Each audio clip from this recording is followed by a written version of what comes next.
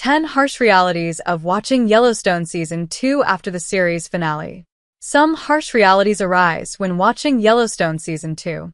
It's an intense chapter for the Duttons as their conflict with Dan Jenkins, Danny Houston, intensifies, with Dan and Thomas Rainwater, Gil Birmingham, partnering to build a hotel and casino adjacent to the Yellowstone National Park.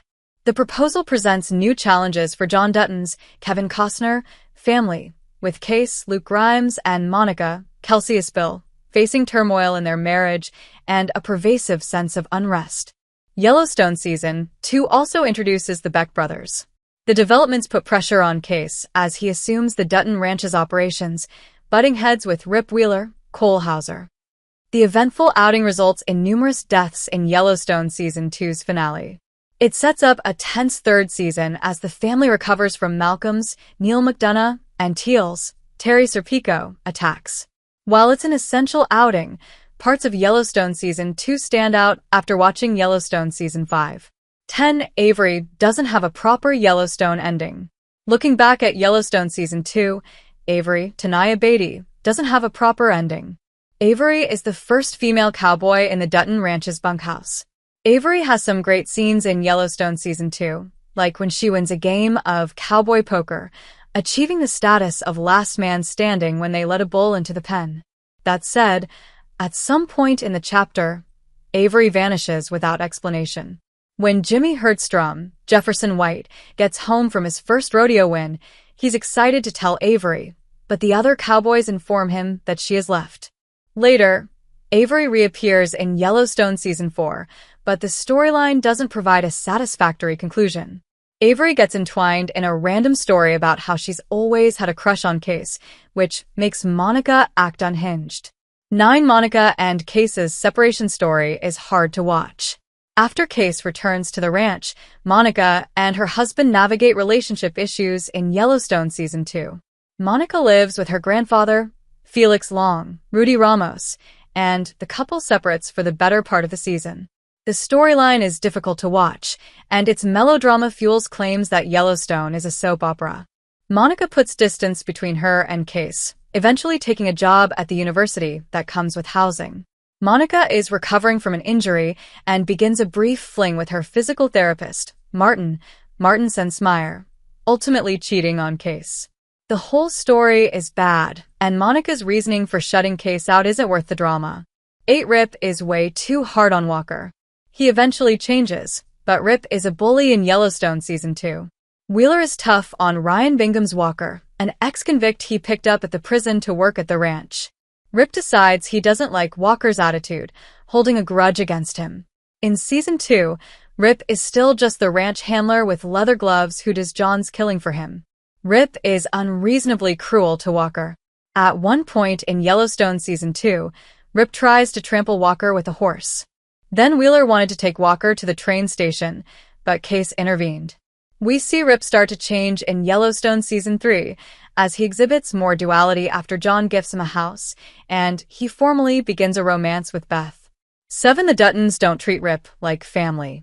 Another harsh reality about Rip is that the Duttons don't treat him like family. In Yellowstone Season 2, Episode 2, fed up with her father's treatment of his most loyal ranch hand, Beth tells Rip that he could go to another ranch. Wheeler tells Beth that he would never consider going anywhere else because, despite them not returning the sentiment, Rip sees the Duttons as his family. 6. Dirk Hurdstram has one of Yellowstone's saddest deaths. Jimmy's grandfather, Dirk Hurdstram, Stanley Peternell, had one of Yellowstone's saddest deaths. Dirk is targeted by Jimmy's old buddies Ray, Lane Garrison, and Blake, Ryan Dorsey, in Season 2, after they run into Hurdstram Jr. They coerce Jimmy into doing their dirty work, but when he refuses, the meth aficionados beat Jimmy's grandfather to get Hurdstram to pay the $8,000 he owes. While Ray and Blake don't intentionally murder Dirk, they senselessly beat him and leave him for dead. The injury causes Dirk to stroke, making Jimmy's old associates directly responsible for his death. What's worse is that Hurdstram Sr.'s death comes when Ray and Blake visit him a second time, after Jimmy enters the rodeo, earns the $8,000, and pays his former associates back. 5. The Beck brothers are Yellowstone's fiercest villains. John Dutton and his family come up against a lot of foes in Yellowstone, but Malcolm and Teal Beck are the fiercest. The Beck brothers kill a significant portion of John's herd, dropping Clover into the field and killing droves of cows, costing John $500,000, compromising his ability to keep the ranch. The brothers also kidnap Tate, using John's grandson to get under the ranch owner's skin. Tate's kidnapping was horrific. Malcolm and Teal hired a far-right group to abduct Kayce's son. The event traumatizes John's grandson for years to come, causing Tate to stay in his room for days on end in the following season and hide under the bed. While the family faces many villains, the Beck brothers had a profound impact on the Dutton family, causing them significant and irreparable harm. For the Yellowstone Ranch hasn't turned a profit in 6 years. In Yellowstone Season 2, Episode 4, Jamie reveals one of the harshest realities of the entire series. The Dutton Ranch hasn't made a profit in 6 years. The topic of money comes up after the Beck brothers kill a few hundred cattle, costing the ranch about $500,000. The revelation informs the severity of the family's struggle in Season 2, but also foreshadows their downfall. In Yellowstone Season 5, Beth urges her father to change his business model, telling him it doesn't work. John resisted his daughter's financial advice, but Beth turned out to be right. In Yellowstone Season 5, John's kids don't have the money to pay the inheritance tax to keep the ranch after their father's death, showing just how high the stakes were that the Dutton family had excess cash on hand. Beth is awful to everyone in Yellowstone Season 2. Beth is one of my favorite characters in the Yellowstone franchise. That said, she is particularly antagonistic in Season 2, ensnaring the entire clan in her relentless monologues and threats. Beth acts controversially toward Jamie and her father in the outing, and while that's pretty normal for her, she also comes after Kayce, with Season 2 showing the worst of Beth's mean streak. After Rip and Kayce fight in front of the other cowboys, Beth tells Wheeler that she wishes he had beaten Kayce so severely that he would want to leave and never come back. The sentiment is quite harsh and follows Beth's angry plea for Kayce to leave the ranch, as she believes he will ruin it. That said, Beth cools off in Yellowstone Season 3 as she leans into her romance with Rip, revealing her gentler side. Agent Hendon was a bad livestock agent. It's clear upon reflection that Agent Hendon, James Jordan, is an unhinged livestock agent, often acting erratically during his patrols. Hendon shoots a kid in the second season, despite Kayce being midway through de-escalating the situation.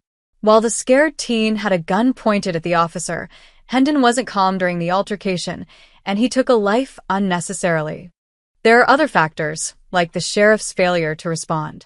Still, Hendon has other concerning moments, like when he kills 2 men in the back of a civilian's horse trailer while trying to rough them up a bit. Contrasting Hendon's shortcomings, Taylor Sheridan redeemed James Jordan's awful Yellowstone characters with his role as Dale and Landman, the executive producer's follow-up to his Dutton saga. Dan Jenkins' death was bittersweet. Finally, it must be said that Dan Jenkins' death in Yellowstone Season 2's finale was bittersweet. While he was a villain, Dan's goals were benign compared to some of the other antagonists who opposed the clan. After the Beck brothers came after John and Dan, respectively, the men team up with Rainwater to take down their common enemies, making them, briefly, allies. Especially since Dan was beginning to get along with and understand the Dutton family, watching Jenkins' death feels far from a victory. Contrasting the Beck brothers and the market equities suits, Jenkins was just one man, acting short-sighted, not maliciously. Dan's death, therefore, feels exceptionally vulnerable as he is alone in his home and was more humanized than Yellowstone's other villains.